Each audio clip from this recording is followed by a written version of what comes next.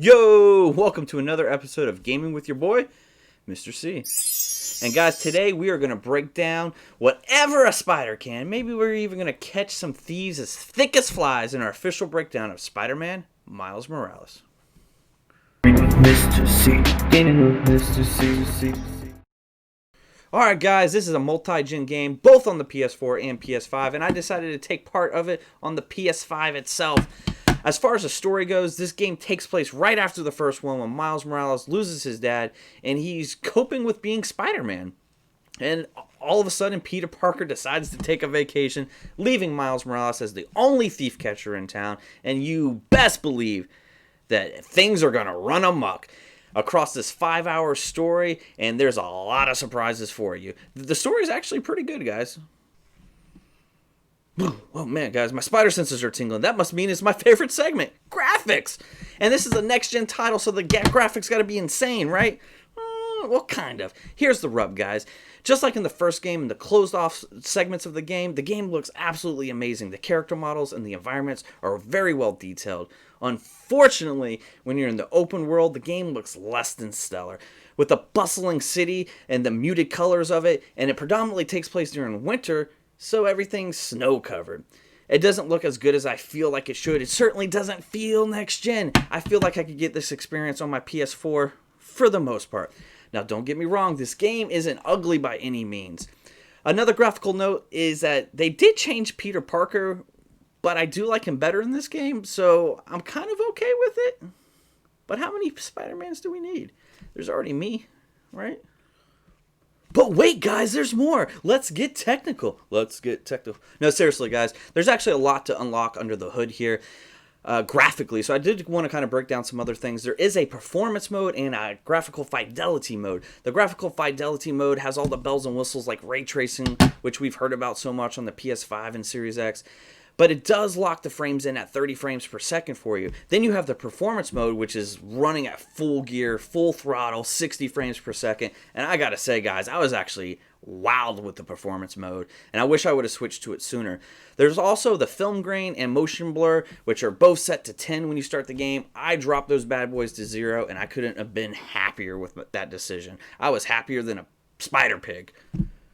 Now, also, guys, from a graphical standpoint, you do have these suit mods, one of which is Into the Spider-Verse, where it kind of like drops frames, and it looks like the movie Spider-Man Into the Spider-Verse. Absolutely loved it. It was spot on. And there was another suit mod, which allowed that when you see the bam, boom, pow when you hit people. And again, it was just a lot of fun to play with it like that. Now, on a sound standpoint, the game sounded actually pretty good. The voice acting was top-notch. You could hear the screams and the cries of the citizens of New York City screaming for that, Spider-Man, Spider-Man, save me. So again, sound. So guys, onto the controls. You got this beautiful, beautiful Sony PS5 controller. Absolutely phenomenal controller. But I feel like the game didn't take any use of the PS5 benefits. Now, I know it's also made for PS4, and that's probably why it didn't. I did notice a slight advantage in the rumble features, as it is more of a 360 rumble. However, the controls were super tight. I didn't have very many problems with the controls themselves. So let's move on to gameplay. Alright guys, let's get into the gameplay, and there's going to be a lot to cover here because there's a lot going on in the gameplay. If you've played the first Spider-Man, you know what is it all about. It's an open world game, and you have the main story missions, and then you have these side missions. In this one, you have these hidden cache. You have time capsule pieces, and you even have these sound bites that you're trying to recreate to create a song that your deceased dad did. And it's actually my favorite mini mission. On top of that, you also can swipe left to hack into the Spider Network, where you can hear for the cries of the citizens of New York asking for help for Spider-Man, and they also alert you to crimes. And doing these side missions and these crimes, it not only fleshes out the story, but it also gives you additional points and XP to use to upgrade your suit, your gadgets, and your skills. So let's get into those. Alright guys, not only do you have your different suits that you can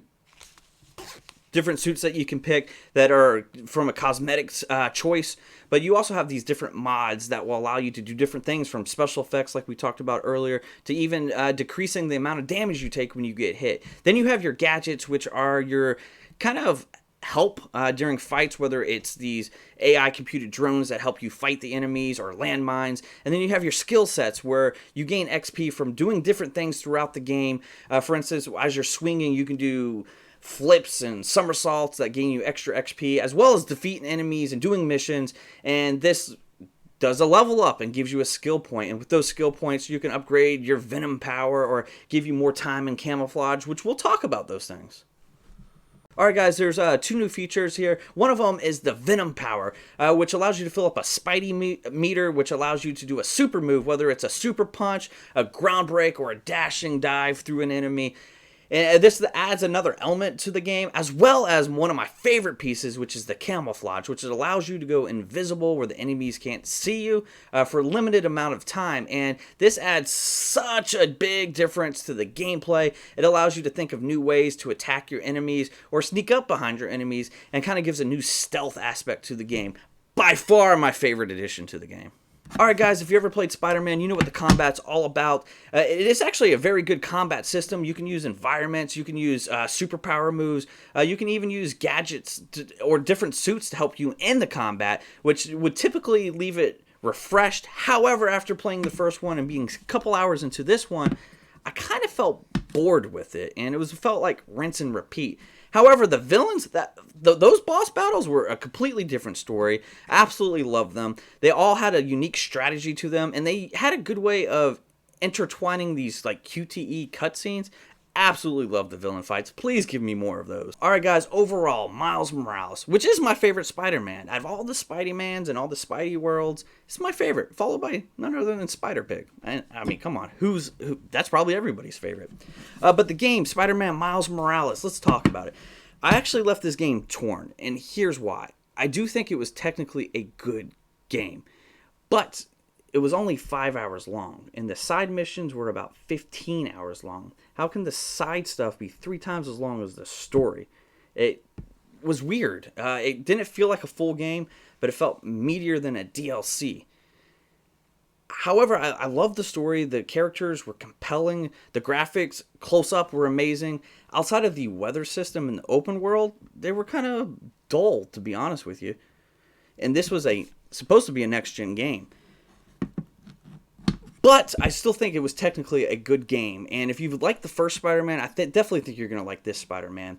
For me, though, overall, on a technical scale, I'm going to have to give it an 8 out of 10.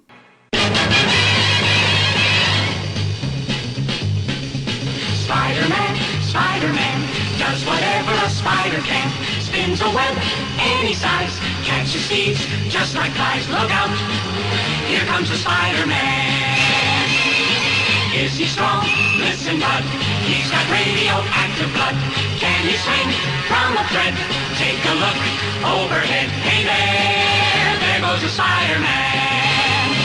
In the chill of night, at the scene of a crime, like a streak of light, he arrives just in time. Spider-Man, Spider-Man, friendly neighborhood Spider-Man. Wealth and fame, he's ignored. Action is his reward to him. Life is a great big day. Wherever there's a hang, you'll find a Spider-Man.